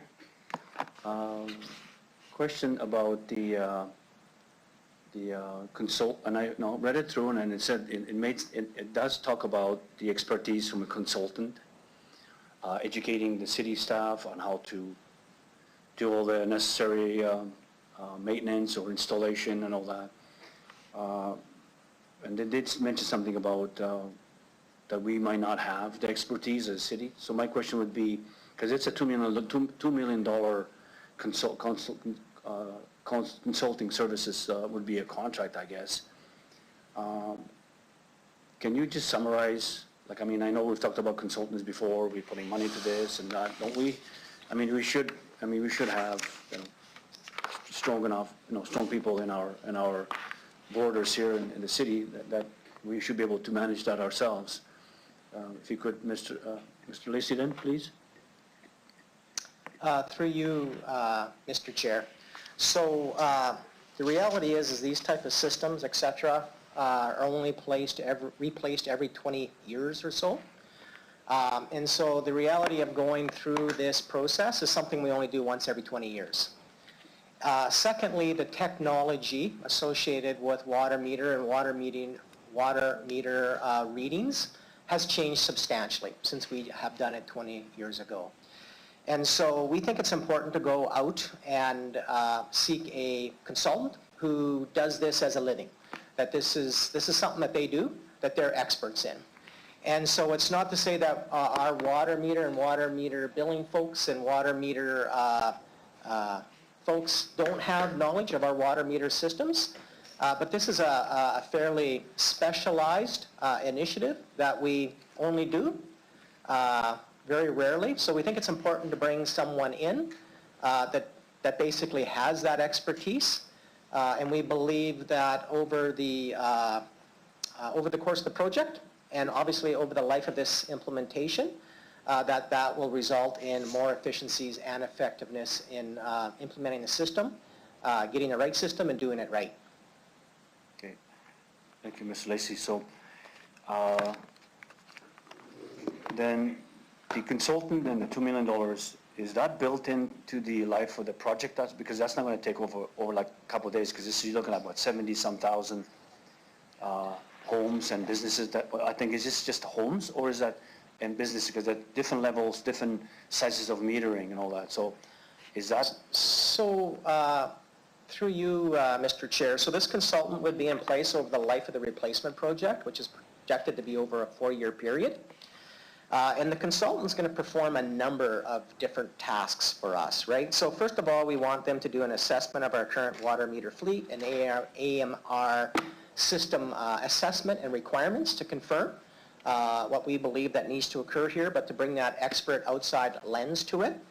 They'll also be undertaking a risk management strategy. So how do we implement this over the 4 years? Because this will eventually require us to go out and connect with all of those different users who have water meters in their businesses or residents.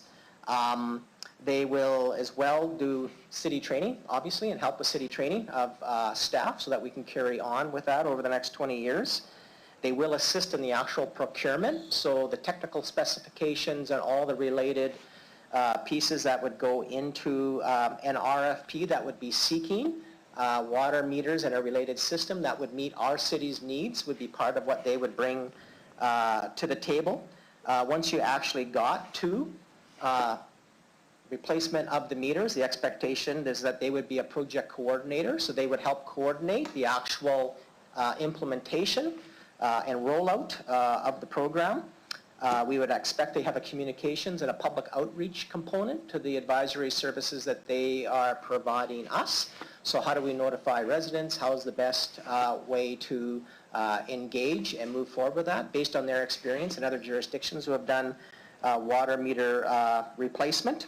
And basically provide overall what I would call program or project management oversight with respect to the go forward with respect to this project.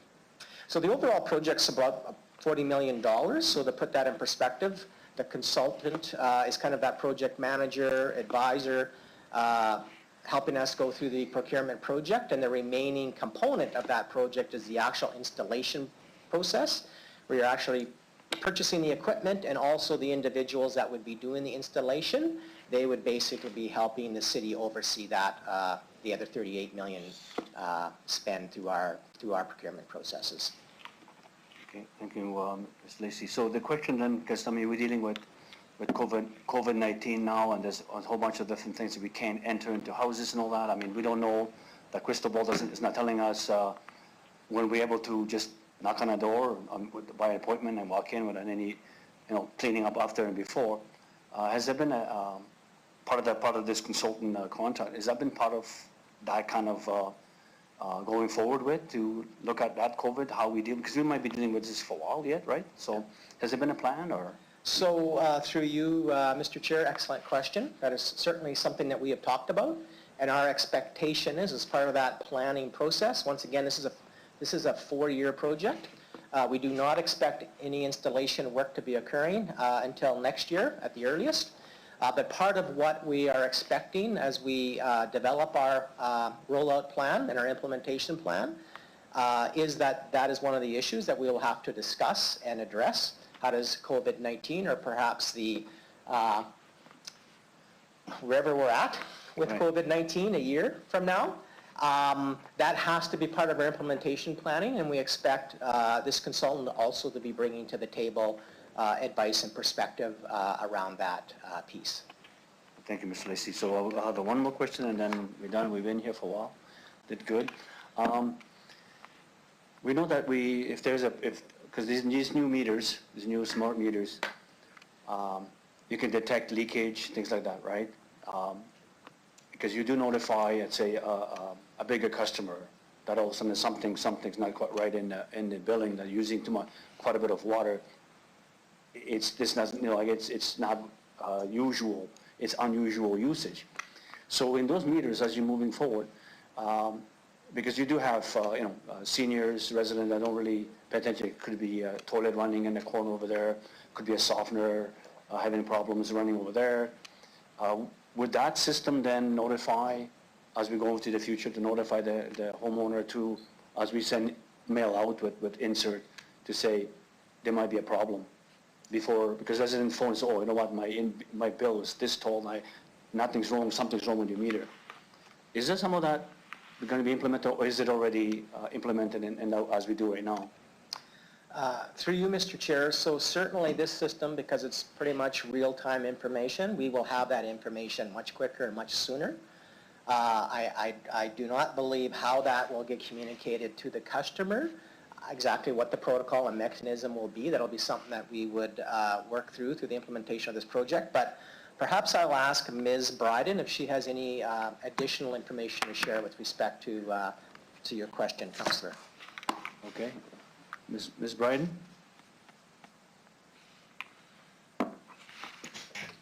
Good morning. Through you, Mr. Chair. I really don't have anything further to add from Mr. Lacey's comments. We will need to work through how we notify customers, but certainly we will be seeing any increases in water usage much quicker than we do right now. And so again, as we receive data and how we communicate data to the customers, we will need to work through that. But I think it will be quicker than what we're doing right now. Okay. So that would be, thank you. So Mr. Lacey, that would be something that you're already doing that'll be your undertaking, and then that'll be part of the, when you're coming with, if there's any other reports needs to come when we're moving forward. Through you, Mr. Chair, that will certainly be part of what we need to look at as far as the project and the rollout and implementation of this project. Okay. That is good. Thank you very much, Mr. Lacy. Any further questions from the committee or comments before I call the question? I see none. Councillor Findura, I do have one. Oh, there you are. I missed it. Councillor Bresciani. Okay, go ahead, That's okay. sorry. No, just a quick, I just want to know from administration, so are we seeing this as an app that residents will be able to utilize like other cities have? If it's a smart meter app, they can access it on their phone anywhere they are to see kind of where, if there is a leak or anything like that. Is that what this is looking at through the chair? Mr. Lacy? Through you, Mr. Chair, that is one of the pieces that as we move through the procurement process, I think will be one of the pieces that we look at. I don't think I'm able to give you a definitive answer on that until we have worked through that piece of the procurement process and what systems or applications we might be purchasing. Councillor Bresciani? Okay, yeah, no, I think that would answer Councillor Findura's question, as well as I've heard from a few residents that, you know, they were gone for 3 or 4 months and all of a sudden they got a bigger water bill than when they were home. So I think that even then just having access to an app where they can monitor it, as us for the city, there could be some real benefits in looking at that, you know, in real time. So I hope that absolutely new technology is the way that we're moving. Thank you. Thank you very much, Councillor Bresciani. Okay, any further comments or questions? Okay, I see none, then I will call the question. I'll ask Madam Clerk. Councillor Hawkins? In favor. Councillor Bresciani? In favor. Councillor Mancinelli? In favor. Councillor Stevens? In favor. Councillor Findura? In favor. Okay, so I would say thank you to administration, thank you to committee. This concludes our public works and infrastructure. Need a motion to... I need a motion to adjourn, please. So moved. So Councillor adjourn. Stevens. Yeah. Okay, Councillor Stevens. Bresciani. Okay, Councillor Stevens, move. Okay, thank you very much, everyone. Have a great day, and we'll see councillors, a few of us, at 2 o'clock. 2 o'clock. Councillor See you later. Findura, we need a vote on that.